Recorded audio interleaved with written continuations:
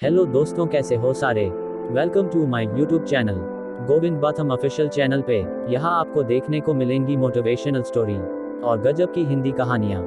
बहुत समय पूर्व जब गुरुकुल शिक्षा की प्रणाली होती थी, तब हर बालक को अपने जीवन के 25 वर्ष गुरुकुल में बिताना पड़ता था। उस समय एक प्रचंड पंडित राधे गुप्त हुआ करते थे, जिनका गुरुकुल बहुत प्रसिद्ध था, जहां दूर दूर के राज्य के शिष्य शिक्षा प्राप्त करने आया करते थे।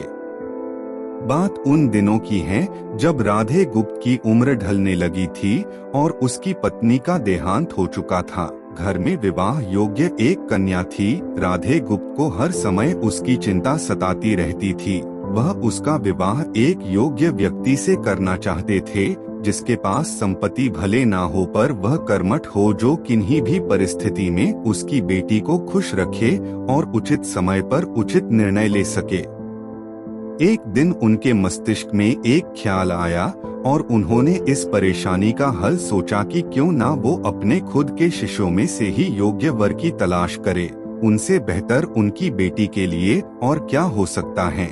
इस कार्य के लिए उन्होंने बुद्धिमान की परीक्षा लेने का निर्णय लिया और सभी शिष्यों को एकत्र किया। राधे गुप्त ने सभी से कहा कि वे एक परीक्षा आयोजित करना चाहते हैं, जिसमें सभी की बुद्धिमानी का परिचय होगा। उन्होंने सभी से कहा कि उन्हें अपनी पुत्री के विवाह की चिंता है, जिसके लिए उनके पास पर्याप्त धन नहीं है। इसलिए वे चाहते हैं कि उनके शिष्य विवाह में लगने वाली सभी सामग्री कैसे भी करके एकत्र करें। भले उसके लिए उन्हें चोरी का रास्ता चुनना पड़े, लेकिन उन्हें चोरी करता कोई भी देख ना सके। इसी एक शर्त का पालन सभी को करना है। अगले दिन से सभी शिष्य कार्य में जुट गए। रोजाना कोई न कोई तरह तरह की वस्तुएं चुरा कर लाता और राधा गुप्त को दे देता।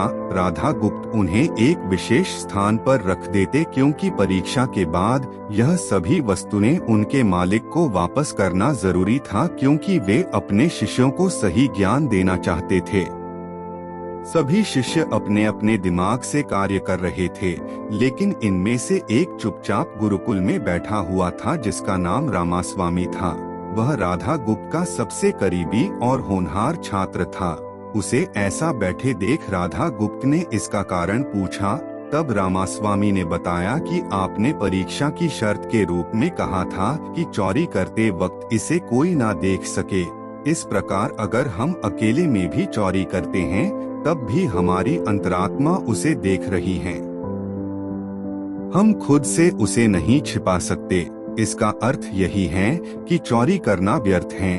उसकी यह बात सुन राधा गुप्त के चेहरे पर खुशी छा जाती है। वे उसी वक्त सभी को एकत्र करते हैं और पूछते हैं कि आप सब ने जो चोरी की, क्या उसे किसी ने देखा? सभी कहते हैं नहीं। तब राधा गुप्त कहते हैं कि क्या आप अपने अंतर्मन से भी इस चोरी को छिपा सके? सभी को बात समझ आ जाती है और सबका सिर नीचे झुक जाता है, सिवाय रामास्वामी के। राधा गुप्त रामास्वामी को बुद्धिमानी की परीक्षा में अव्वल पाते हैं और सभी के सामने कहते हैं कि यह परीक्षा मेरी पुत्री के लिए उचित वर तलाशने के लिए रखी गई थी। इस प्रकार मैं रामास्वामी का विवाह अपनी पुत्री के साथ तय करता हूँ। सभी खुशी से झूम उठते हैं। साथ ही चुराई हुई हर एक वस्तु को उसके मालिक को सौंप विनम्रता से सभी से क्षमा मांगते हैं। बुद्धिमानी की परीक्षा से यही शिक्षा मिलती है कि कोई भी कार्य अंतर्मन से छिपा नहीं रहता और अंतर्मन ही मनुष्य को सही राह दिखाता है। इसलिए मनुष्य को किसी भी कार्य के सही गलत के लिए अपने मन को टटोलना सबसे जरूरी है।